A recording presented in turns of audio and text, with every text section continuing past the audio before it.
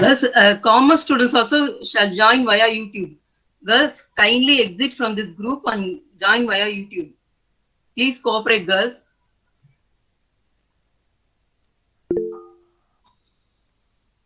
Commerce department also want to leave. Yes, ma. Yes, ma. யூடியூப்ல join பண்ணுங்க. இதே தான் அதுல வரப்போகுது. Please cooperate. ரிசோர்ஸ் பர்சனே உள்ள வர முடியல. Okay.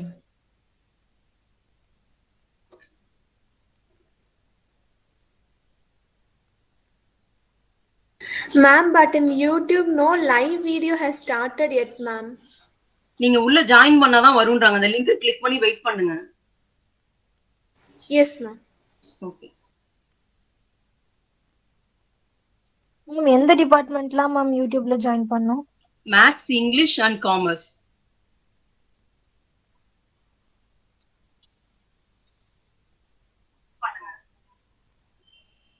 See, there are 20 students in YouTube, girls. எந்த டிபார்ட்மெண்ட்லாம் மேம் யூடியூப்ல ஜாயின் பண்ணோம்? Commerce, English and commerce.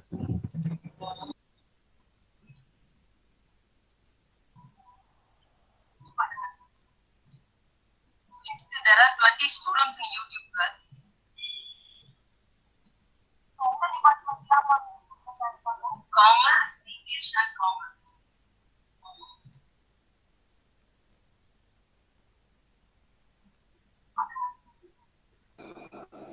There are 20 students in YouTube, girls. எந்த டிபார்ட்மெண்ட்லாம் மேம் யூடியூப்ல ஜாயின் பண்ணோம்? Commerce, English and commerce.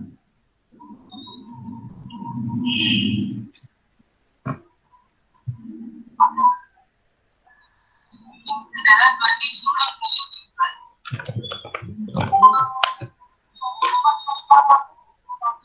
Commerce, English and commerce.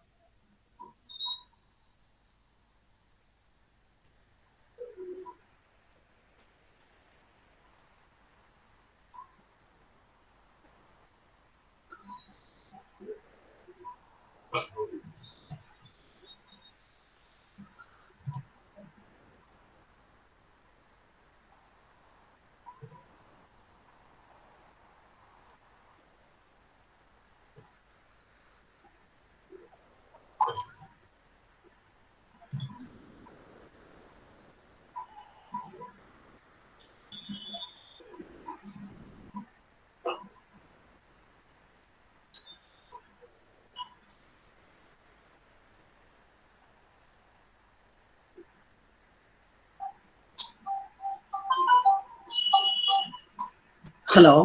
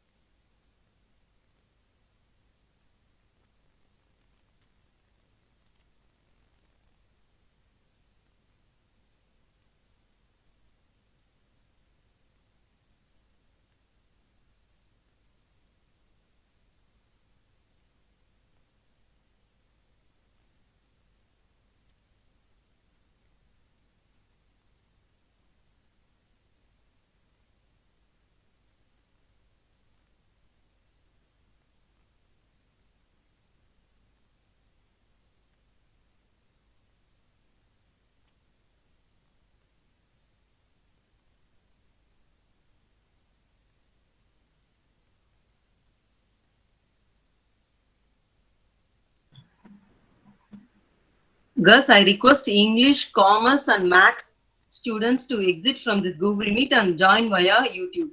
Please, girls, kindly cooperate. The resource person yet to join. See, already we have 99 participants. Please exit, girls.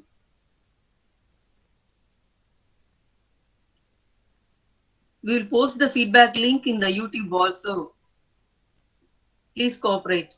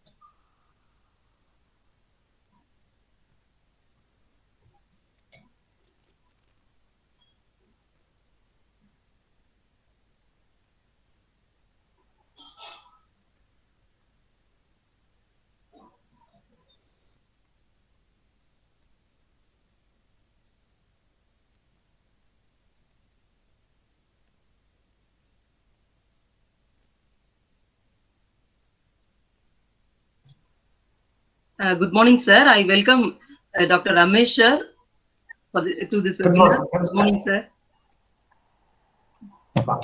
Thank you.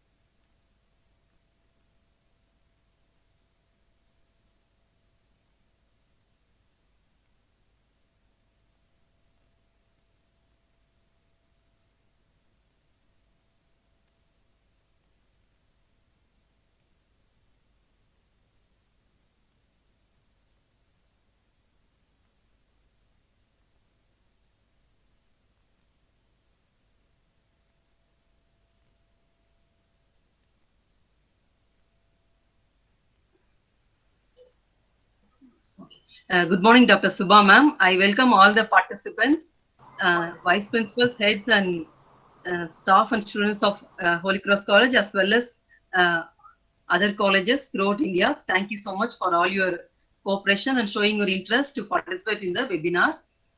Now we start the webinar with the prayer.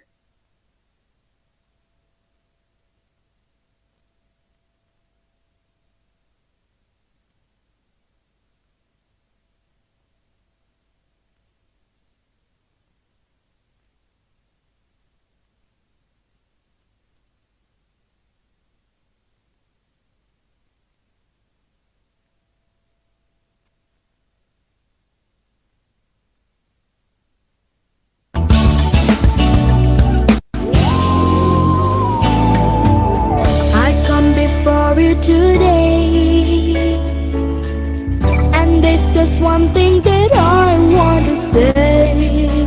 Thank you, Lord. Thank you, Lord, for all you've given to me. things that I cannot see.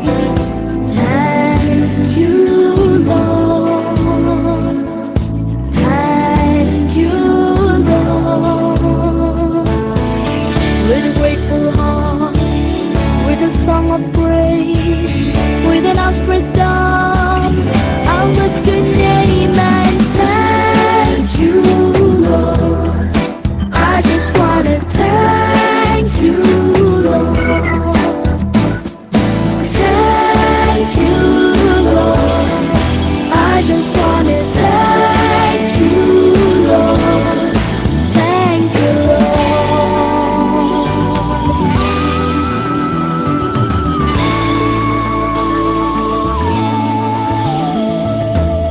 For all you've done in my life, you took my darkness and gave me light. Thank you, Lord. Thank you, Lord. You took my sin and my shame. You took my sickness and healed all my pain. Thank you, Lord. Thank you, Lord. With a grateful heart, with a song of praise, with an outstretched arm, I'll bless your name and thank you, Lord.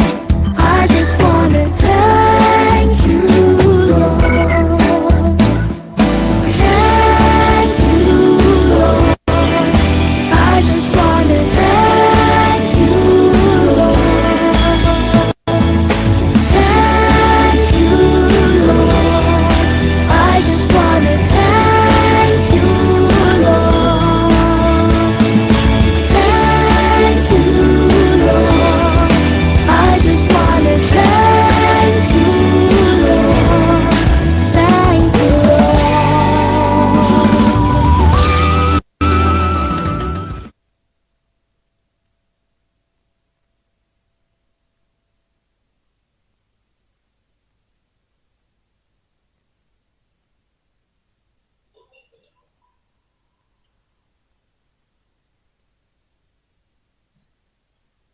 Good afternoon, everyone. To raise awareness about prevention of violence against women, we observe International Day for the Elimination of Violence Against Women. This year's theme is Orange the World, End Violence Against Women Now. Orange is our color to represent a big, brighter future free of violence against women and girls. Be part of the Orange movement. Thank you all for your active participation. And now I request Ms. Maria Camilla, Assistant Professor of English, Holy Cross College, to welcome everyone.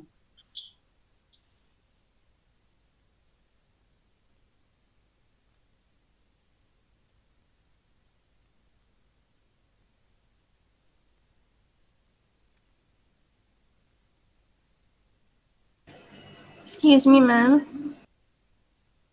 Kindly unmute your audio, ma'am.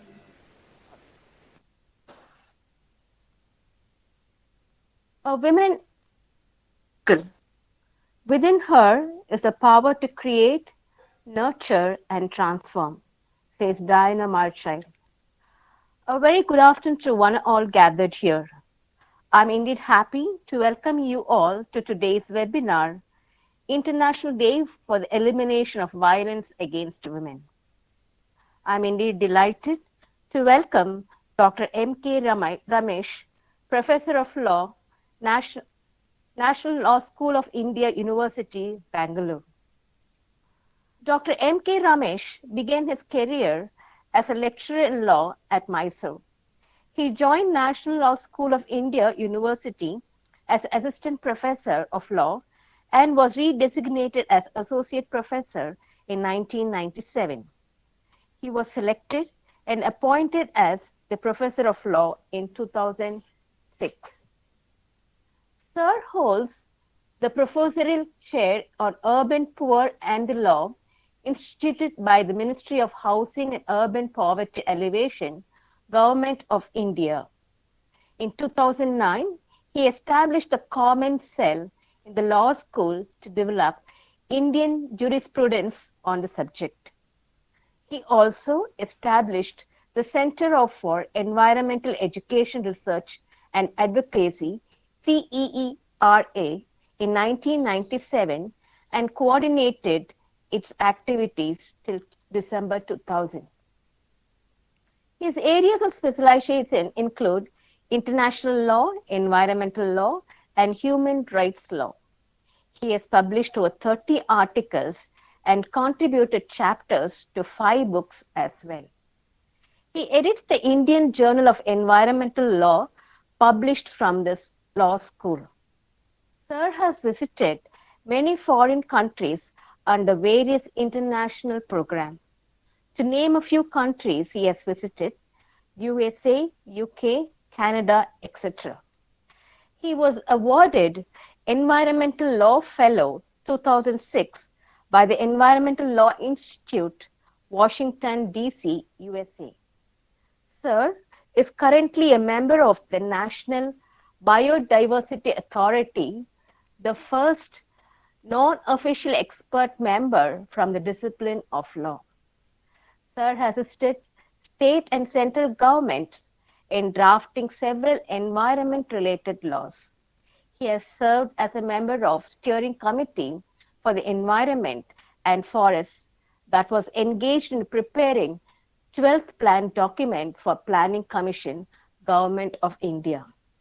As a member, he is serving the ethics committee of the Indian Institute of Science, Bengaluru.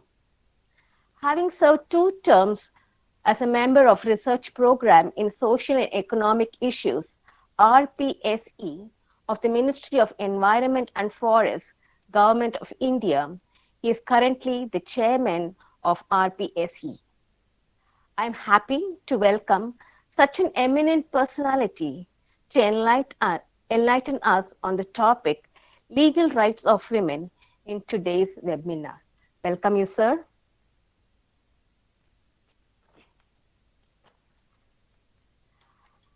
I'm also happy to welcome Dr. S. Suba, Associate Professor, Department of Women's Studies, Bharathidasan University, Tiruchirappalli, for today's webinar.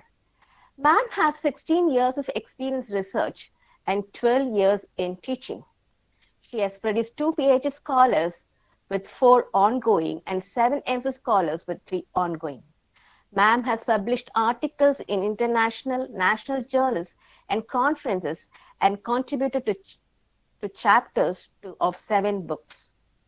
Ma'am has completed 2 UGC funded projects worth rupees 3.12 lakhs and 6.62 lakhs in years 2010-12, 11-13 respectively.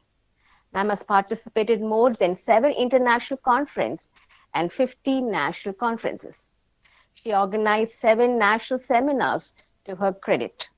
Ma'am has also organized training programs like Shakshiyam IT Capacity Building Program, Training the Trainers Workshop, or National Family Health Survey, to name a few. Ma'am has published 2 books on the title Working Conditions of Rural Out Migrants in Tirupur Garment Industry and Livelihood Challenges of Migrant Women Home-Based Garments Workers of Tirupur in Tamil Nadu. Ma'am has also produced documentary films on the titles like Agaram, Kadavul, Titu, to name a few. She has been invited and delivered more than 75 lectures in various capacities. Ma'am is a life member of Indian Association of Women's Studies and Regional Association of Women's Studies. She is also the University Academic Advisory Council member of Bishop Weaver College, Trichy, and is a member of the editorial board of the Departments of Women's Studies newsletter. I'm happy to welcome you, ma'am. I extend my warm welcome to our Reverend Sister, Dr. Annie Xavier, Secretary of a college, for a prayerful support. Welcome you, sister. If you want something said, ask a man. If you want something done, ask a woman, says Margaret Thatcher. I'm happy to welcome our dear principal, Reverend Sister Dr. Christina Bridget, who renders a constant support in all our endeavors. I extend my warm welcome to staff and students of Holy Cross College and to all the participants from various colleges in and around Tamil Nadu. Once again, a warm welcome to today's webinar. Welcome you all. Thank you. Thank you, ma'am. Thank you so much, ma'am. Now I request Dr. S. Suba, Associate Professor, Department of Women's Studies, Bharathidasan University, Tiruchirappalli, to talk on the topic Eliminating Violence Through Gender Inclusion. Yes, I thank you.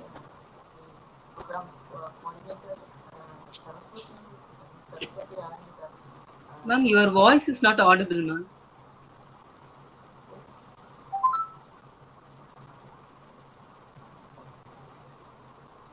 good morning to all. Now is it okay, Saraswati? Little better, ma'am, but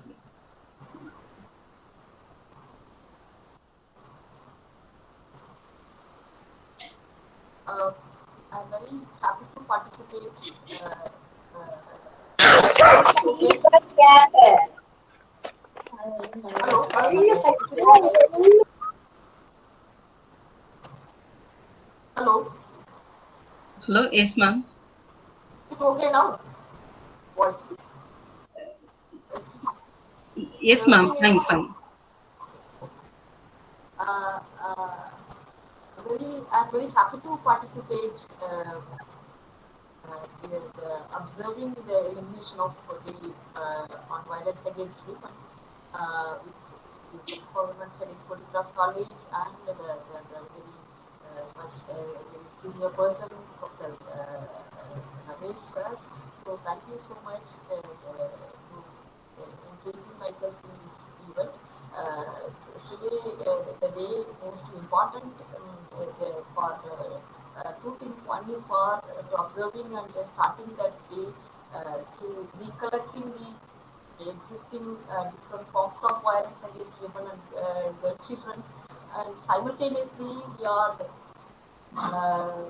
we collected the memories of different types of activism and milestones, what we have still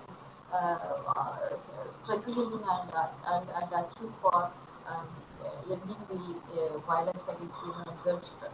So, in such a way, this is the day for most important.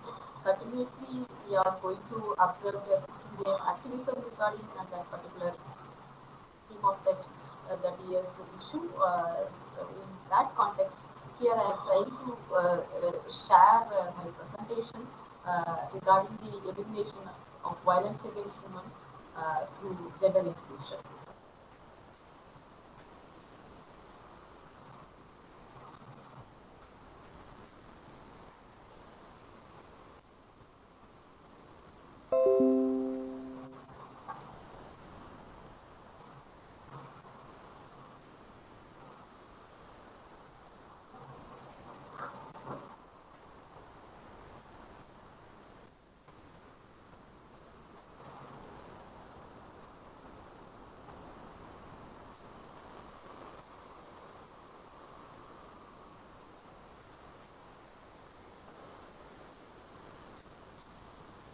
Visible?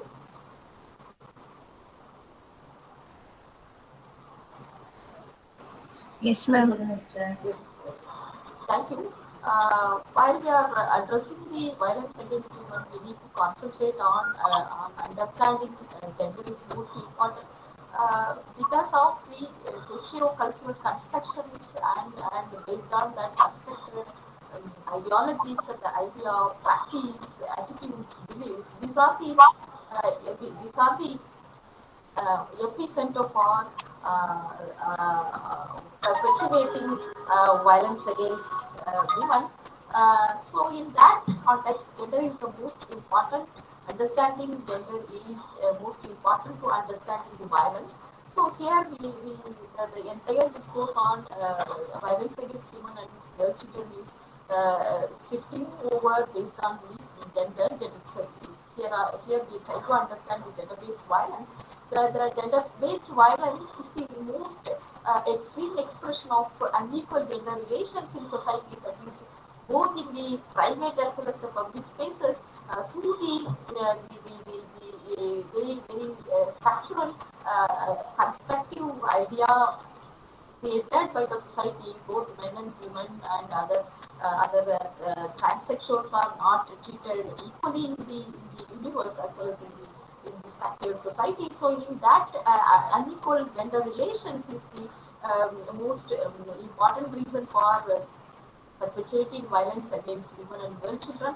In that context, it is a first and foremost form of violation of human rights. Gender-based violence is another form of violation of human rights, and it is not only simply we can deeming as a violence. It is also it is interconnecting the various impacts, and also particularly it is connected the issues of both physical as well as the mental health issue that across the boundaries of economic, world, culture, religion, age, and the sexual orientation of the individual. And also the violence against women is a major obstacle for the achievement of gender justice, and also posing a serious threat to the democratic development and public health.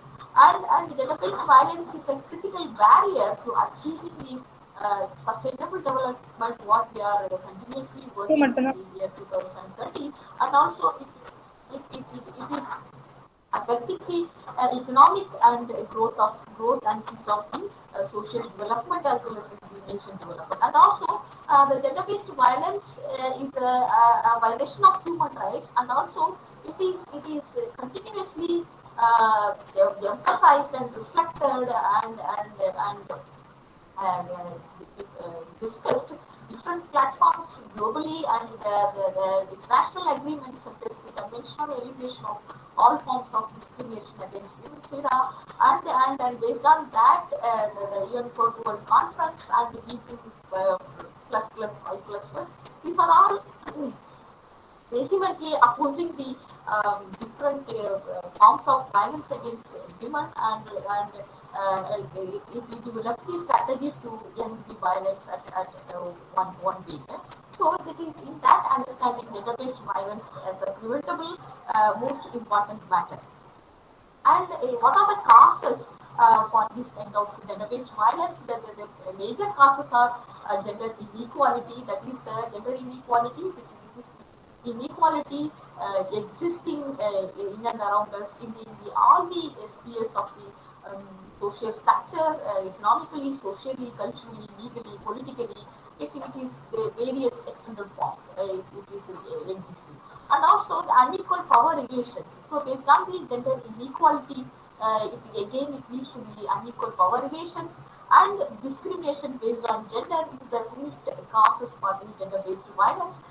This violence is also main obstacle to achievement of the gender equality, which is mentioned within the Sustainable Development Goal 5, and also it is again the obstacle for the unequal power relations are occurred to this kind of gender-based violence against women and the girl children, right?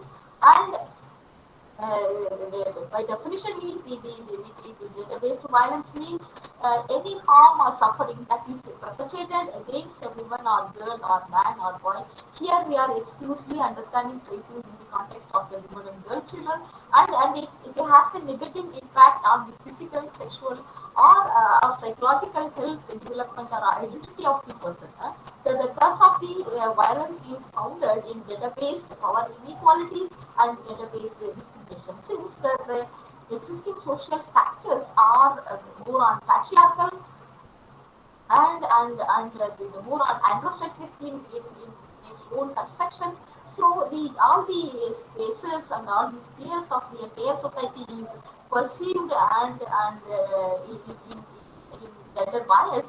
In that basis, all the human rights are denied to women and girl children in the basis of their sex identity based on the construction operating in social relations in and around on the process. So it leads to the gender-based discrimination in the all the spheres, that is the social, economic, political, cultural, legal, and other things. And already the Declaration of the Elimination of Violence Against Women, adopted by the General Assembly in 1993, and it is continuously observed and described different forms of violence against women and what are the impacts, and it likely to result in physical, sexual, and psychological harm or suffering women, to including a threat to such acts, coercion, and arbitrary deprivation of the liberty, whether occurring both in the public as well as in the private lives of the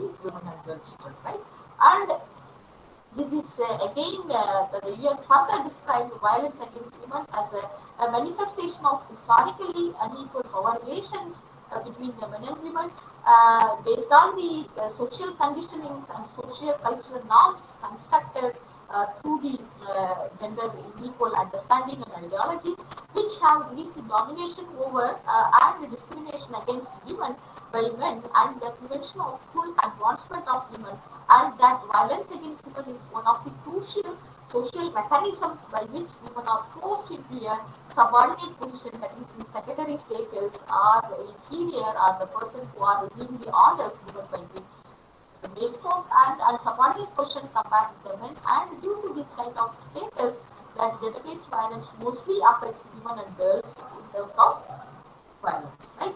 And this is the kind of how the gender-based violence against women and girls, it is continuously, it is a vicious cycle. It takes on many forms and can occur throughout the personal life of the women and girl children, and they are experiencing the multiple episodes of violence from birth to death, and before that into death, and that start in the period and continue childhood, adulthood, old age, and after the death itself, due to the rituals followed by the society.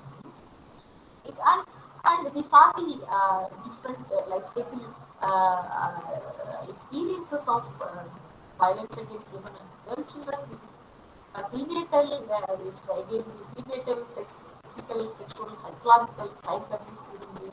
Here we can very much familiar with the declining child-sex ratio, and how, what is the reason for declining child-sex ratio, and also the infanticide and feticide and sex-selective abortions. There are many, we can list out continuously. There are different forms of violence against girl children during the prenatal, and also during the infancy. There are most important thing is the female infanticide, sexual abuse and child abuse, and living with the domestic violence, neglect, including access to food, medical care, education, nutritious food. Still, we are having the data of very important data like MFHS and ALHS, RCH, how the stunting is increasing among girl children, and how the girl children are undernourished and malnourished. These are the factual evidence we are keep on observing through different reports, right? And also the childhood, the sexual, physical, and emotional abuses, the trafficking for prostitution and commercial sex work, and living with domestic violence, and early child marriages and forced child marriages, and female genital mutilation and femicide, and upbringing that does not allow the deviation from the traditional gender norms, because the girl children are considered as the liability and also always treating as unequal, and their resources are not equally distributed to the girl children in the name of their sex identity. And these are the most important, the childhood, and the discrimination in nourishing food and distribution, medical care, and education, and also in adolescence, FGM, female genital mutilation, prostitution, and pornography, trafficking, sexual harassment at schools. Currently, we are last 10 days we are observing and reading many cases discussing about how sexually harassed and misused and abused in the school campuses, the girl children while they are trying to get their education. and in the street, post-marriage, post-recruitment in child soldiers, and as well as here in Tamil Nadu context, here we are, the adolescent girls are forced into textile sector in the name of some other schemes to working for kind of conditioning laborers, slavery kind of labor in textiles in garment industries. And harder crimes and harder killings as another emerging and invisible and the issues going on and not much discussed about it. Girl children and also the intimate partner violence and the rape, the sexual assault by relatives, known person, and as well as the visitors are these cases. These are the different forms of violence, gender-based violence, facing and struggling by the women and girl children through different life cycle hands and different age-specific episodes. and and adulthood, the sexual harassment at workplaces, in the public spaces, and the intimate partner violence, and rape and sexual assault, the femicide, forced sexual exploitation, and trafficking, stalking, pregnancy, the pregnancy is it's like under the compulsion, under the unwanted situations, and dowry, bride price, harder crimes, and we can keep on and violation of women's rights in the workplaces, apart from the other kind of violence and violation work among the domestic workers. There are more the women who are working both in the organized and unorganized sector are facing different forms of violence in their everyday life. And old age, elderly abuse, intimate partner violence, rape because of sexual harassment in public spaces, institutional abuses in different institutions where they are staying as an asylum or for sheltering needs, and they are contributing certain things for their livelihood. These are the various spaces that the old age and elderly women are facing violences both in the private as well as the public spaces. These are the very multiple forms and expressions of gender-based violence. The gender-based violence occurs in homes, but also in schools and workplaces, parks, and other public spaces. But finally, we can try to understand in all the spaces and spheres of the society, the women and girl children are facing the different forms of violence against them. And also, it's gender-based violence is sometimes random and often, particularly when the perpetrator knows the victim, repeated and the systematic and gender-based violence cut across the economic the economic status, culture, religion, sexual orientation, age. Some groups are particularly vulnerable. That is the person with a disability that can very much familiar with the case in Tamil Nadu in the NRM cases, how the person with a disability, mental disability, are misused and sexually exploited in the living space. And also they include, for example, even in the global understanding and as well as in adjacent states and very important the zones of the include, for example, women in war and conflict zones, and the women who are living as refugees in camps, and the women particularly migrant women and the sexual minorities, that is the LGBTQ and the persons, and they are all around us. They are facing different forms of violence against them. Right? And also, among the private spaces, the intimate partner violence is most important.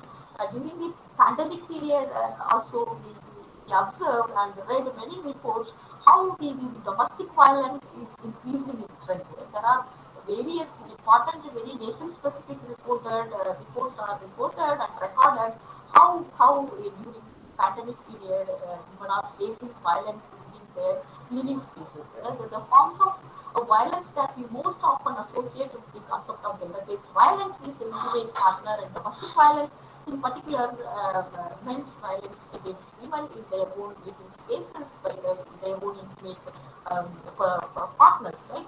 It's a global phenomena, also in the form of violence. With our most statistics, it is international survey shows that at least one third of the women in facing the intimate partner relationship violence have experienced from their own partner, right? And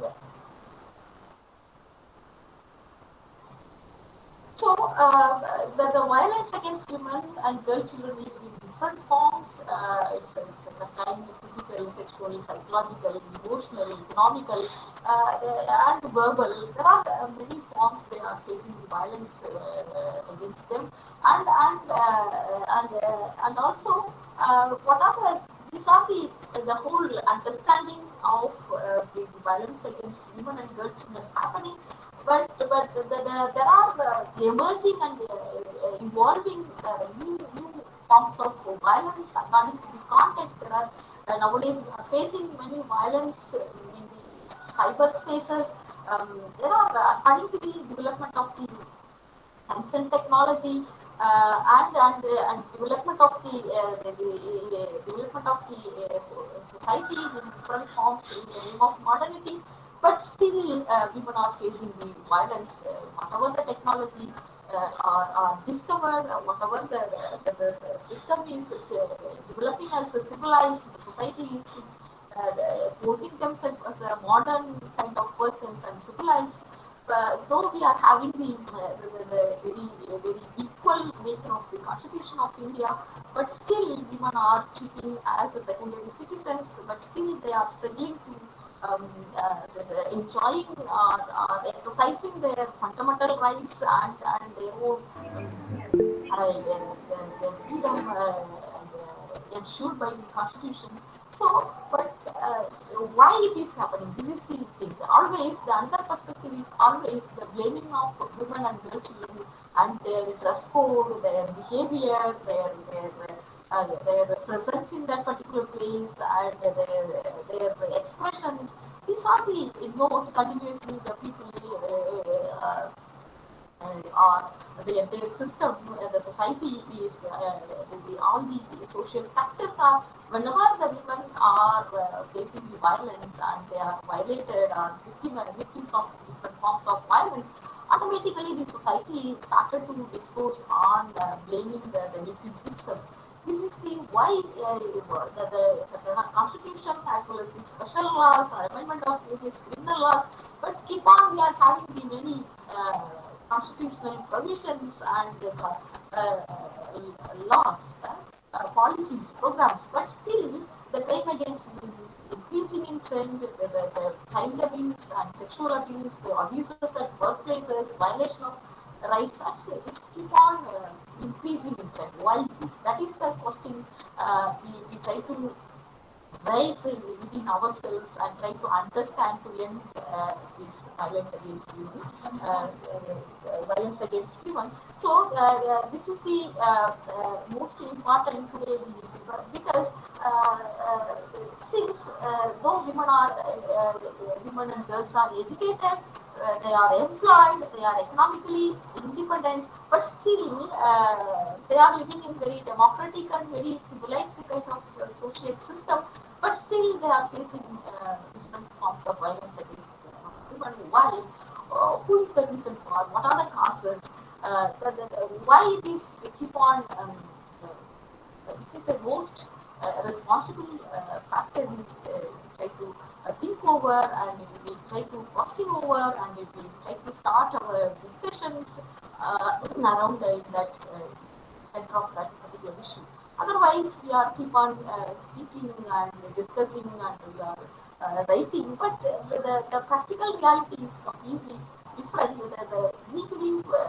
I believe that treating women as on par men with mentally is the most important, because the existing gendered unequal social structures still, though women are proven themselves in different all the spheres and all the fields, they are able, they are capable, but still the societal human mainstream mindset is not ready to accept, because in the societal mindset is socialized and constructed in the form of more on patriarchal mindset, and also this kind of gendered idea and the gendered constructed socio-cultural norms and conditions again and again, pushing the individuals to locate women as a secondary people. Automatically this kind of mindset, this kind of gender unequal perception, this kind of invisible kind of understanding the women's issue as a women's issue and perceiving women's rights as a human rights perspective, that still things are keep on whatever the mechanisms are involved, progressively to curtailing or combating violence against women and girl children, but still the things are increasing and the new forms of violence are beginning and increasing according to the context and societal relevance. So that we try to understand and we try to understand the gender power relations existing in the society. That gender unequal power relationship is operating the other social institutions and social structures like the family, the religion, the caste, the media, the institutions.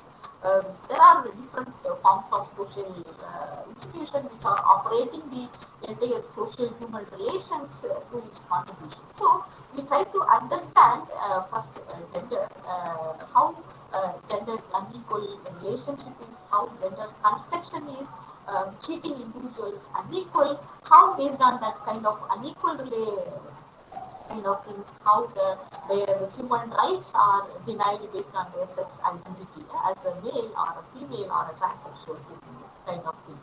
So gender awareness is the most important to all levels. And also based on the awareness, we need to sensitize the entire society and various stakeholders of the society, because the term awareness and sensitization is completely different. Awareness is knowing about the issues, understanding about the issues and the way forward. But sensitization is realizing the crimes and other forms of victimization. That is the most important. Sensitization means is a form of realization, it's a mind condition of realization and treating other person as in our own based on our own experiences, right?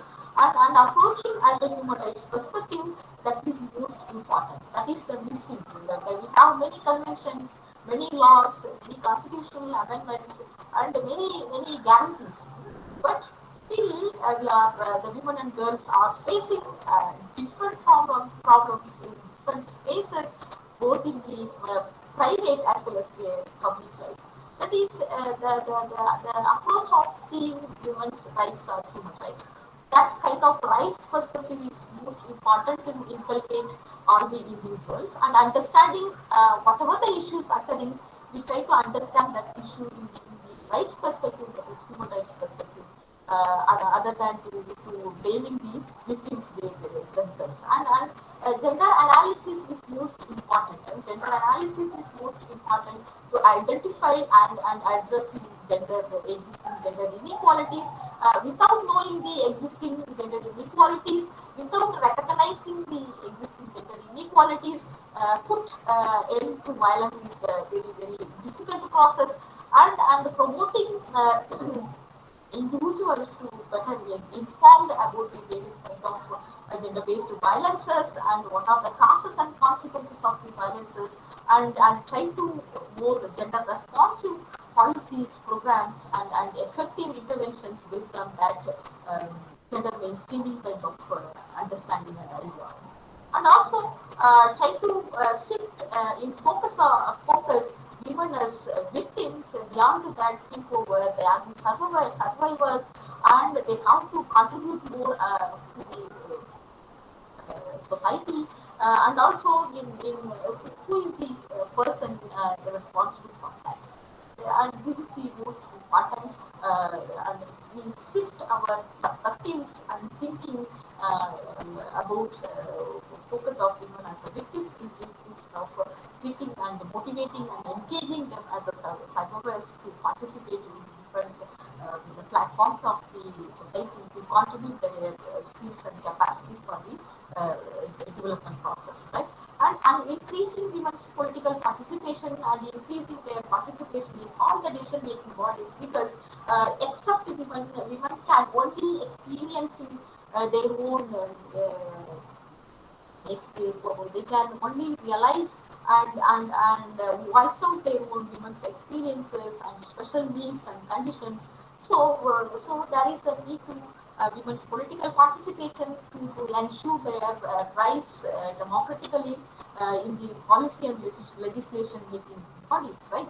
And first, to increase the women's economic empowerment to collective bargaining of their rights both in the public as well as the private spaces, and strengthening the legal and policy framework, because already we have very wonderful, very powerful legal frameworks, and as per the Constitution of India, next our most respected professor this going to be discussed about what are the things we have also weapons to safeguard women's rights in the perspective of rights perspective, strengthening in the sense wherever we meet in we have to get the legal literacy and well informed about the existing policies for the women and girl children and the social policies. We have different state policies, national policies, and international policies to safeguard women from various forms of violence against women, but still we are lagging behind to understanding. So this is the kind of strengthening, and also the policies and legal things are keep on updating as per the conditions and issue by issue and case by case according to the context and relevance of the issue. And finally, we try to bridging the gap between the law and practice, because we have the law is the of the most important thing to protect all the citizens of any country, particularly Indian here. Our Indian Constitution and Indian law is protecting even more. But the Article 14 itself very much powerful equality before law, and Article 15 also most important, no discrimination against individual based on their class, caste, sex, religion, etc. So, but still, why it is happening? So we need to bridging the gap between the law and practice. There are we have many laws, but where it is failing or failed to address to prevent the violence against women and girls. This is the self-question we need to raise ourselves, because each and every citizen of a particular country or India or state of Tamil Nadu, we started to think over how to, why it is happening, where it is manifested, who is the person responsible for that. So each and every individual is knowingly or unknowingly taking the responsibility to think over, because India is a society, a very democratic, civilized society which is having equal population of both men and women. So, and also we are having the very statistics increasing trend of crime against women and girls. So, without both the men and women togetherly started to think over it, we cannot neglect this kind of discussion, whether this is a women's issue or the men's issue. No, this is the societal issues. This is our own issue. So, because both men and women are joined together, operating the entire system, both in public as well as private. So, as an individuals, as a human beings, the perspective of human rights, we start to think over to end this kind of violence. Thank you so much for this kind of opportunity.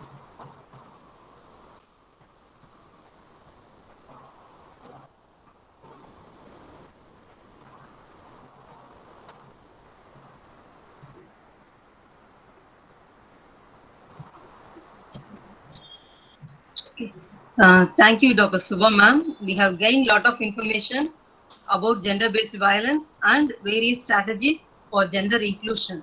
Thank you, ma'am. Thank you so much. Thank you.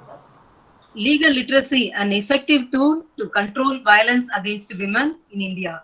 India has slipped to the 112th spot from its 108th position in 2018 in the World Economic Forum's Global Gender Gap Index 2020, which covered 153 economies. So the main factor responsible is the growing violence against women. Hence, there is a need to learn legal provisions available for women. Now I request Dr. M.K. Ramesh, sir, Professor of Law, National Law School of India University, Bengaluru, to talk on legal rights of women. Please, sir. Thank you, Professor Saraswati, for this opportunity. Professor Maria Camilla and other organizers of the event by the Holy Cross College,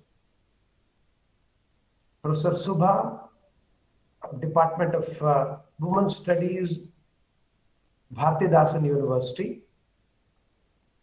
I'm indeed delighted to be part of this webinar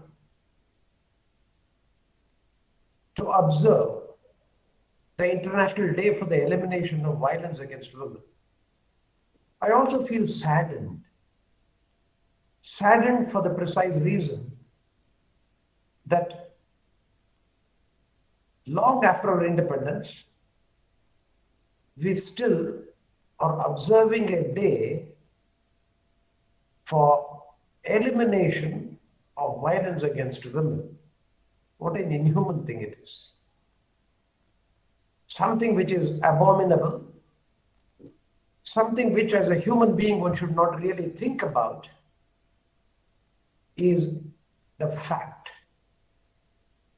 as has been put across in a very lucid presentation by Professor Suba, and my observations and reflections will take off from her concluding remarks. Number one, the need for strengthening the legal and policy framework and bridging the gap between law and practice as a kind of legal safeguard over violations, as preventive measures, and as proactive measures to make us justify ourselves as humans. I do note that among the participants who are there in this program, the large number of students from outside the law discipline. And so the need is to demystify the law. And that will be my effort. And so I will not use any PowerPoint. I'll just use my notes and get into a reflective mode into what are the kind of efforts that were made over a period of time, both internationally and domestically, in dealing with this pernicious practice of violence against women and to uphold the rights of women, not just to secure, but to realize as a legitimate entitlement which is non-negotiable. I will also spend a little time, besides giving you a very brief legal landscape, precisely for the reason that you operate under severe time constraint. I already know that it's already 12:25, and the organizers had conveyed that it would be a 1-hour program. And so, with the indulgence of Professor Saraswati, I just would take about 20 minutes to briefly present something which is very voluminous, but the essential idea today is to see how exactly you can use the law and policy as an instrument of social transformation in transforming us to behave like humans and not to even, in our wildest of thoughts, think about violence about the most important part of life itself, the life giver, the woman, and the girl child.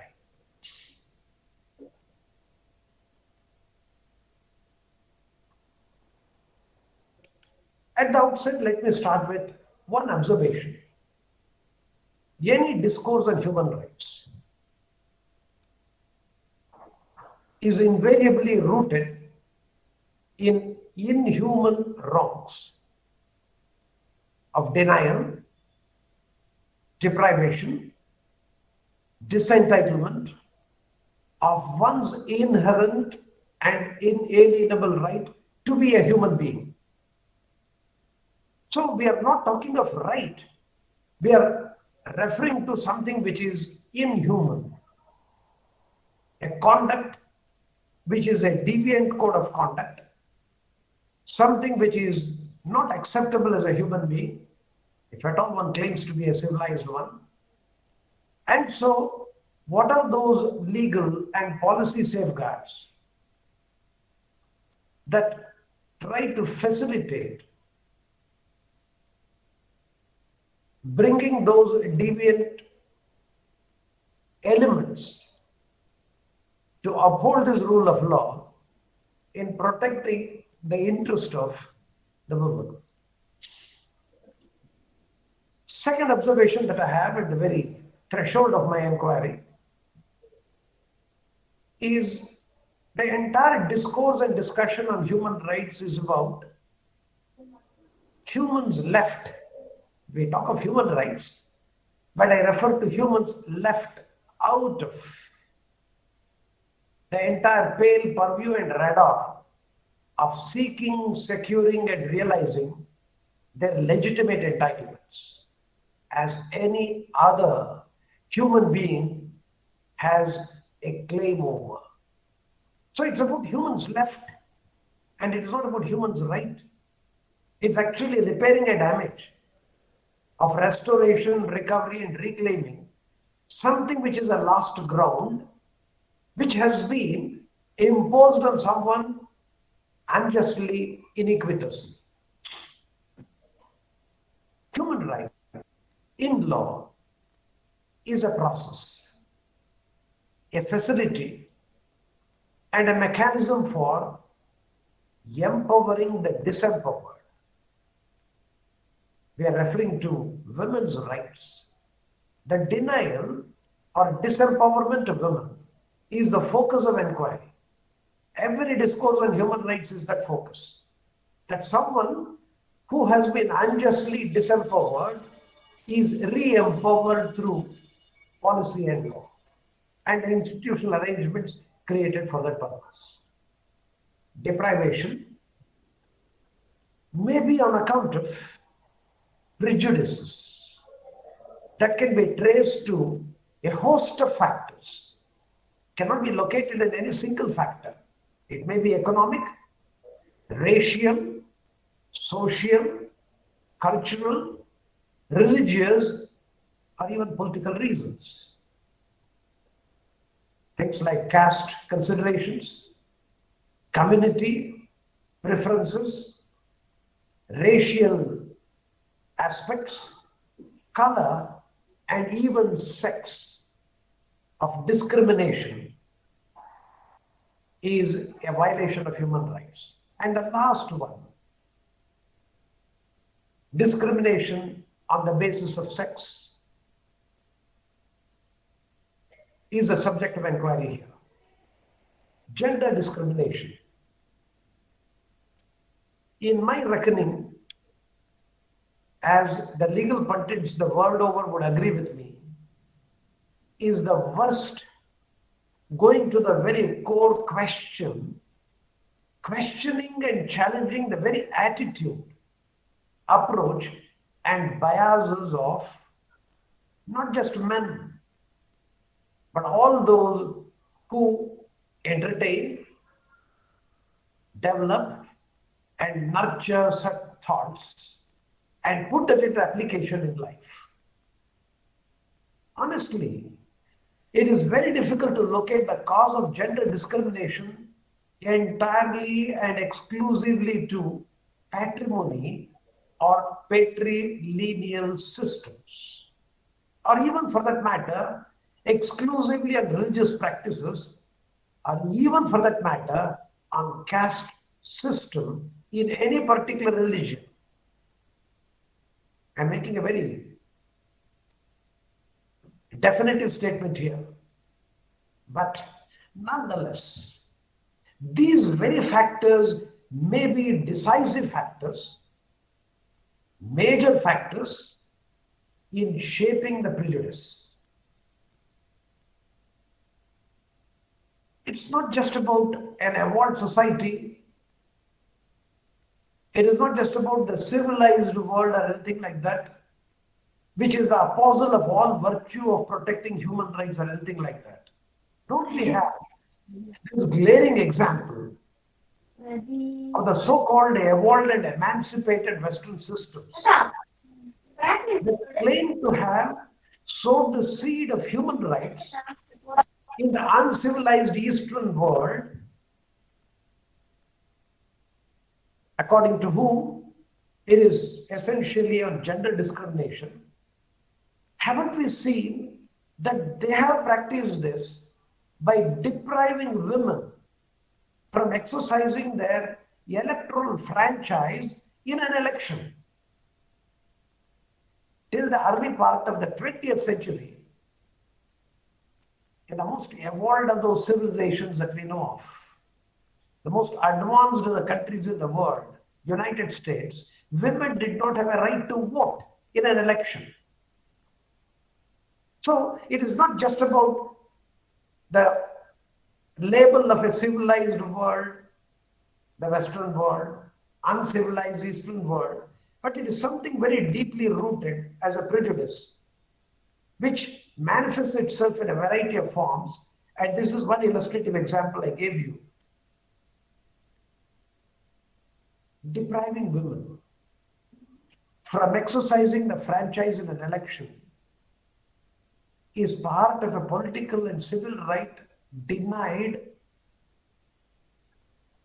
both to decide on one's representative,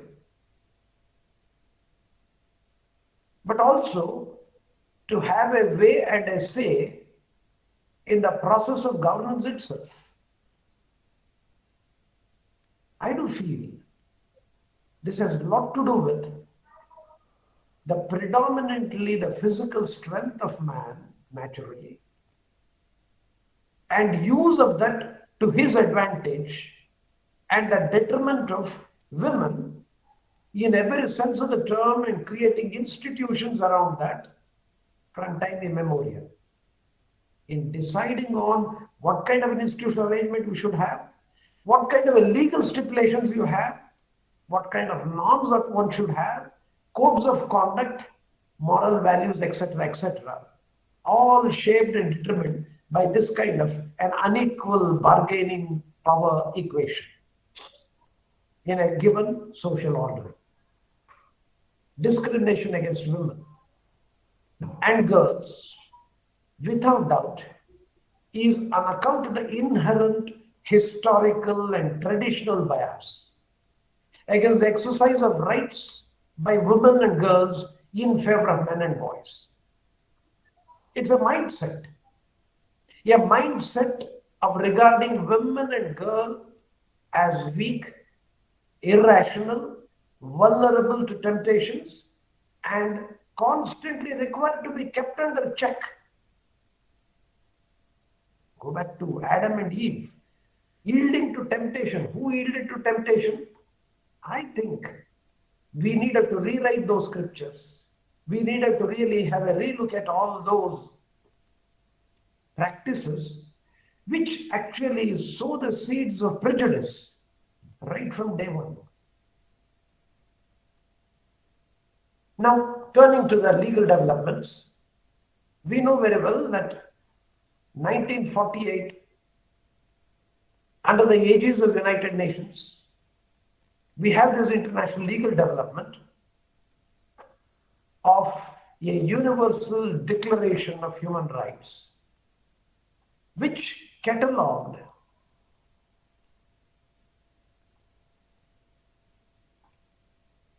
a host of rights and entitlements as every human being is entitled for and should never ever be denied from exercising it, as something which is very basic, something which is to be assured in every civilized society.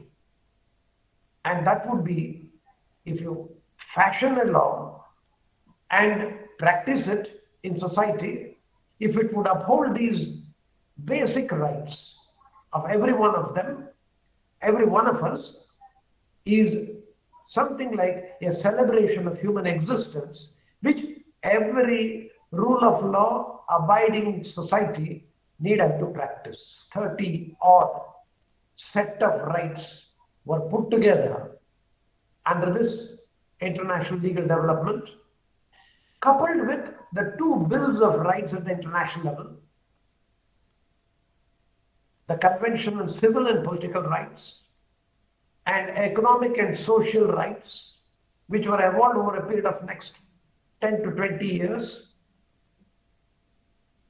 And then, if you look at the trajectory of development, we start with a very general one of setting the ground for human rights in 1948. And between 1956 and 1966, we detail out, clubbing them under two separate categories of rights, of civil and political rights, and then economic, social, and cultural rights. And then we move sectorally. But what are those which are the most vulnerable aspects of these human rights violations? And then we have in the 79 CEDAW, CEDAW, the Convention on the Elimination of all forms of discrimination against women. So we started looking into those specific aspects. You got into a subaltern approach to the understanding of human rights and where exactly the ones, that group of people who suffer most, and we identified that very particular group and started providing legal insulation or protection. And that's what happened at a global level. And one such was to really deal with violations and violence, violation of rights and violence against women, all forms of discrimination, including violence. Any kind of a conduct, public or private, although primarily it was about the public thing, but even with regard to the private domain, as you see the inroad that was made by the entire discourse on human rights at the international level, that it started getting into even private arena as to where exactly you have this unequal power equation leading to discriminatory practices. And this particular convention, which is the focus of our attention here today, focuses on non-discrimination, freedom from violence, reproductive rights, health and education. A whole set of rights grouped around these. This was ratified by more than 190 countries in the world. It's not an ordinary international arrangement. If you have roughly around 210 countries in the world, 190 odd countries are parties to this. And in international law, when we use the expression that somebody is a party to an international agreement, it's a solemn commitment, and a ratification is indicative of internalizing those commitments in the legal prescriptions, institutional arrangements, and the working of that right to come to full bloom and application in these legal systems. 190 odd countries.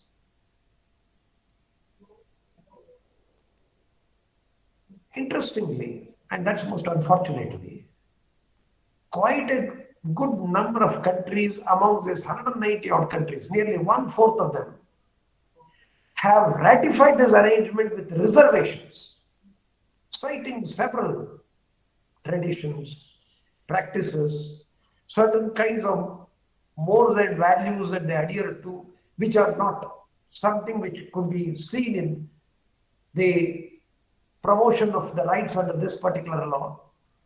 1/4 of the countries have laid down certain conditional acceptance of these obligations. Most unfortunate, United States of America, along with quite a good number of states, has signed this arrangement but has not ratified. Once again, in international law, signing an arrangement is actually a principle acceptance. Acceptance in principle that yes, we will follow it. But ratification imposes a binding obligation that not only we accept in principle, that we make it part and parcel of our national law. The justification that the United States gives, like in many other instances, is that this is something which is part of our system since time, more than a century back. And so we need not have to really come up with a kind of a ratification and international arrangement which is not that very effective as our domestic law is. Whatever may be the justification, it is not bound by whatever that has been prescribed under this. A real big body blow to the upholders of this particular right. In terms of implementation of this particular international arrangement, very briefly, is that you have a CEDAW committee. A CEDAW committee is set up for the purpose of carrying out studies, getting reports of compliance, coming up with recommendations for reform, and wherever nation states require their assistance to provide the guidelines, codes of conduct as to how to go about that in assuring protection. And as a matter of fact, the only other means whereby this international convention comes to real force of application is an internal arrangement within each and every country of periodic reporting. Look, this is what we had agreed for, and this has been our performance audit, and that's what we present before you. This is one of a kind of a compliance report. How far they have progressed in realizing the goal set under this arrangement. The other kind of thing is that many of these official records do not really speak the truth. And so under this international arrangement, there is a mechanism that has been evolved of coming up with what is called as shadow reporting. Shadow reporting, a parallel independent mechanism whereby in terms of verification of what somebody reports officially with something that has been independently found, and these are collated and then reviewed, and then this committee would sit not in judgment. It cannot judge. That's the unfortunate part. It can only make observations. It can come up with a trenchant critic. It can come up with suggestions. It can recommend. That's the sum and substance of this. The basic idea behind this international arrangement is that you as a state, if you would like to really behave like a civilized state, these are these international prescriptions, internalize it, and you show from your efforts that you conform to what you have undertaken voluntarily at the global level of what you would really be able to implement.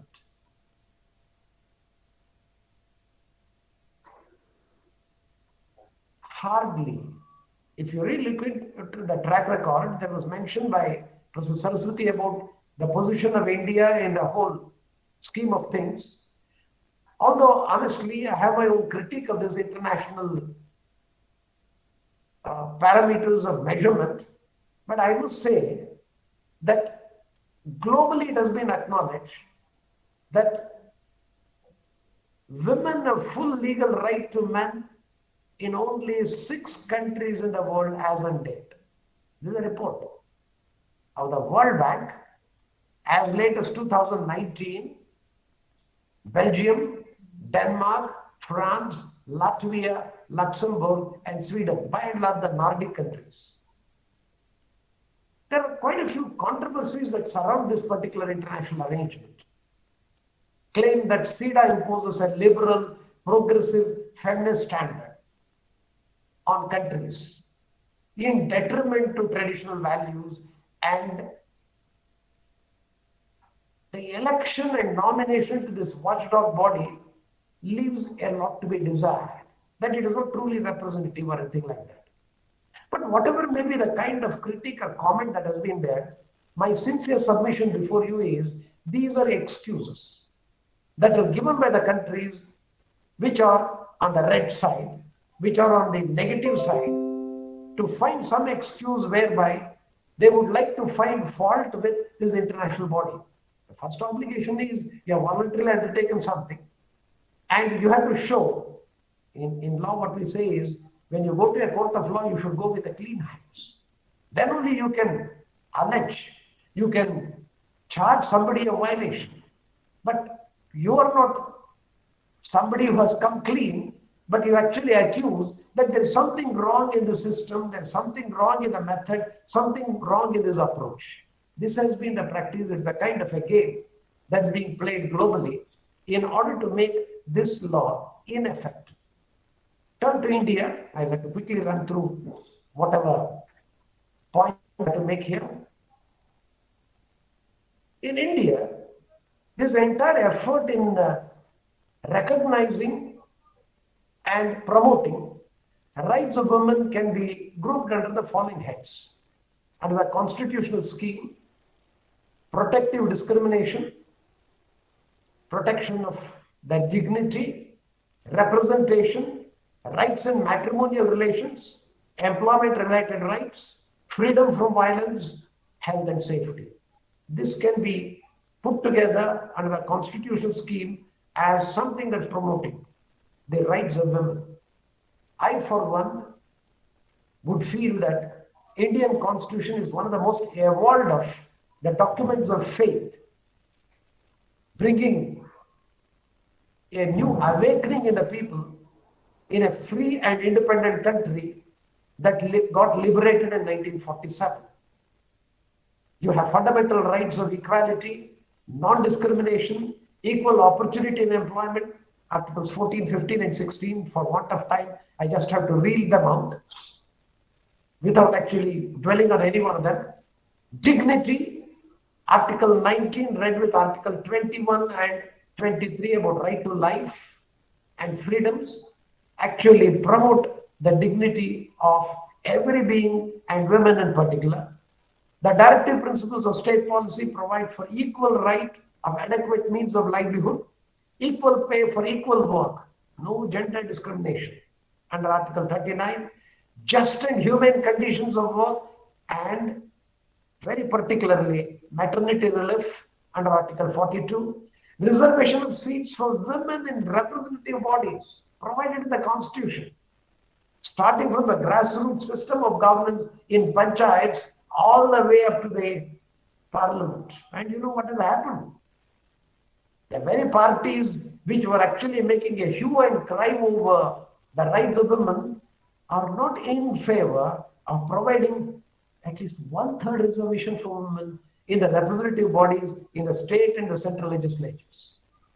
That's the position now. So there's a lot of hypocrisy around this, that you have a wonderful prescription in the constitutional scheme, and you have laid down certain norms to be observed by each of you as representatives of the people, and to have women as your representative, you have second thoughts. And cutting across all political groupings that we have, it has been the problem which is a malaise in the whole system of governance that we have.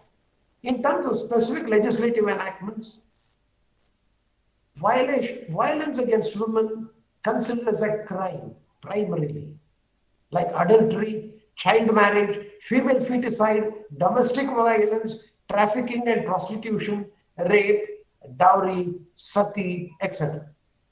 So you have a combination of social practices, aberrations, individual actions, certain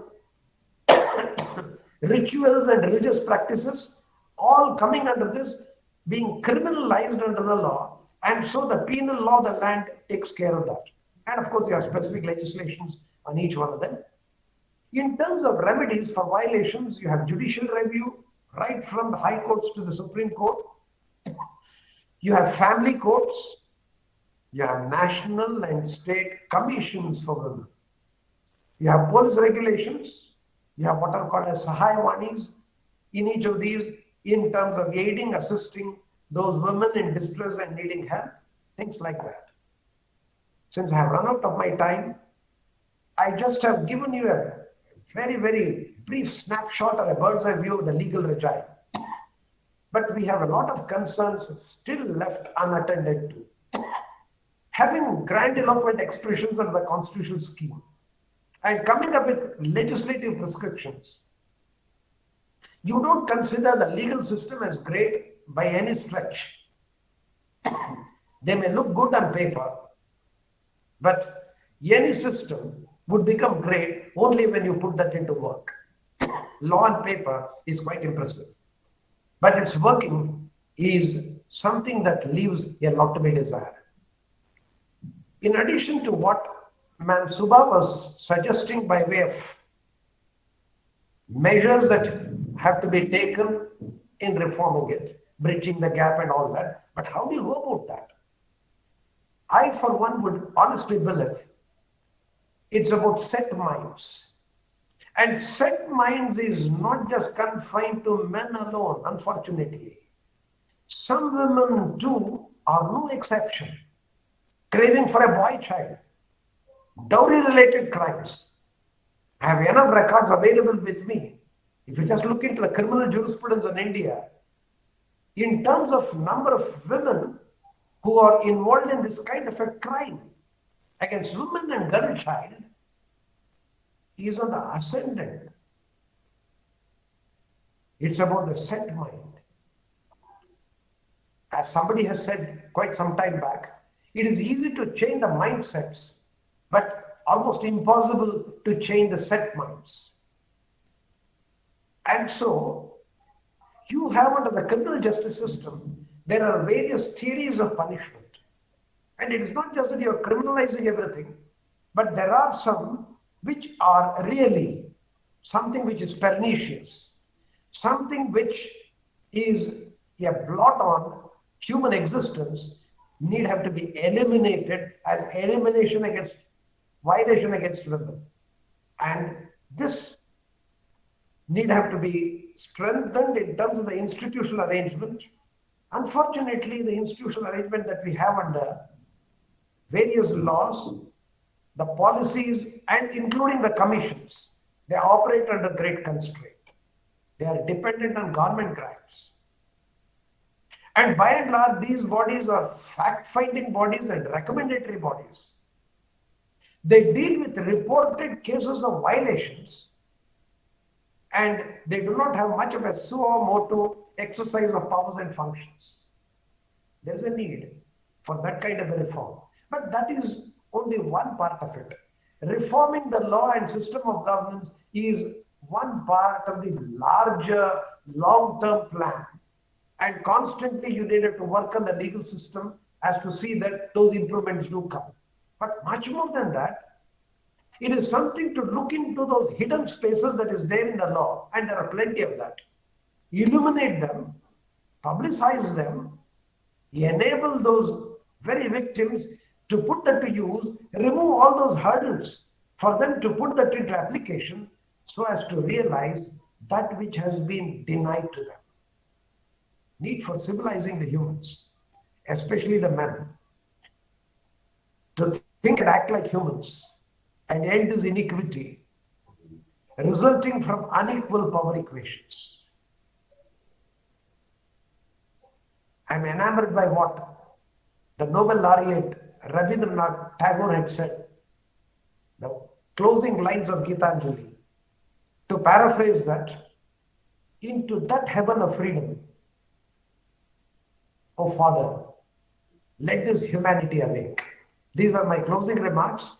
My sincere belief is, as a teacher, I do believe that one need have to constantly endeavor in educating, number one, on what is available in the existing body of law and how it could be put to use, and how those hurdles that which are either artificially created or something which exists because of certain mindsets, that could be eliminated by concerted efforts.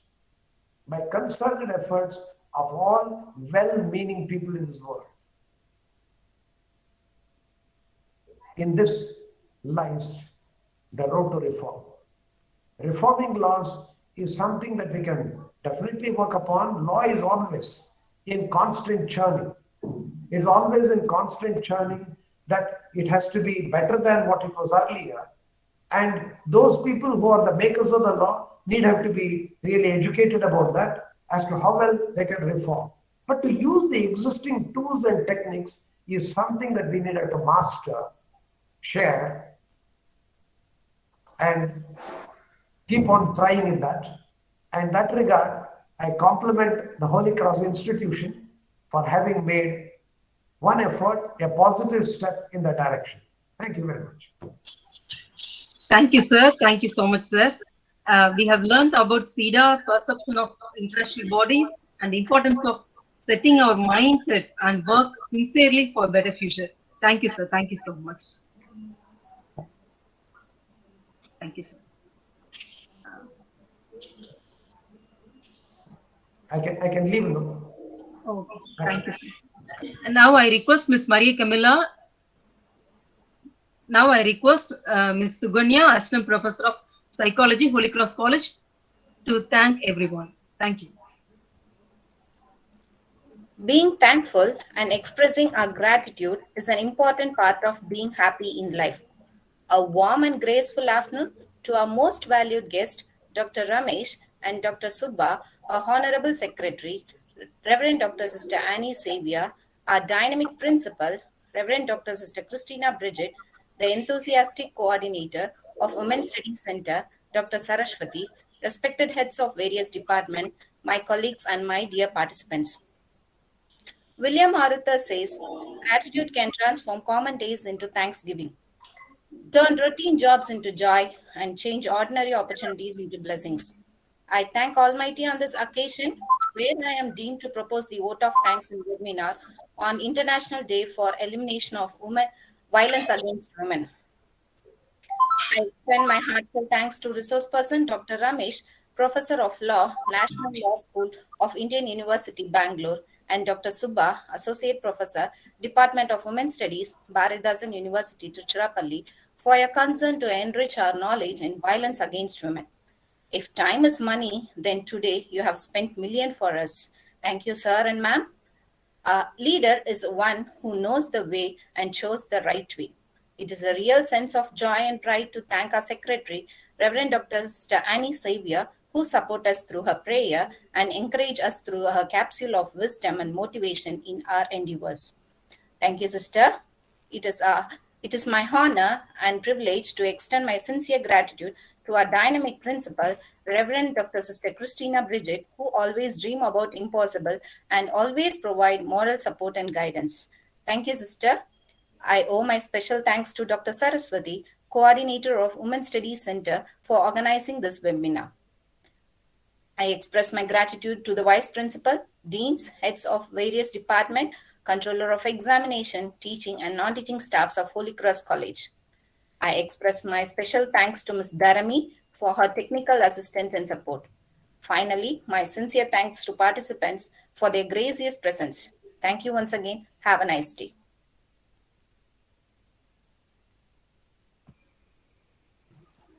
Thank you, ma'am. Thank you, Ms. Suganya. I thank each and everyone. I request all of you to fill up the feedback form to receive your e-certificate.